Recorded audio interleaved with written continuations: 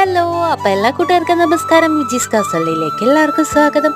അപ്പോൾ ഇന്ന് നമ്മൾ ബ്രേക്ക്ഫാസ്റ്റ് കഞ്ഞിയാക്കി ട്ടോ. അപ്പോൾ കഞ്ഞിയിൽ കുറച്ച് ഉപ്പെല്ലാം ഇട്ട് കുറച്ച് നാടൻ തൈര് ഉണ്ടായിരുന്നു നാട്ടിൽ നിന്ന് കൊണ്ടുവന്നത്, അതും ഇട്ട് പിന്നെ അതേപോലെ ചമ്മന്തി ഉണ്ടാക്കിയിട്ടുണ്ടായിരുന്നു, ചുട്ടരച്ച ചമ്മന്തി ട്ടോ, പരിപ്പെല്ലാം ഇട്ടിട്ടുള്ളത്.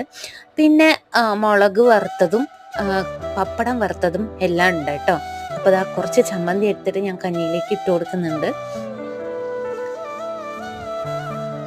കുറച്ചധികം എടുത്തിട്ടുണ്ട് കേട്ടോ ചമ്മന്തി. അടിപൊളി ടേസ്റ്റാണ് ചുട്ടരച്ച ചമ്മന്തി കേട്ടോ.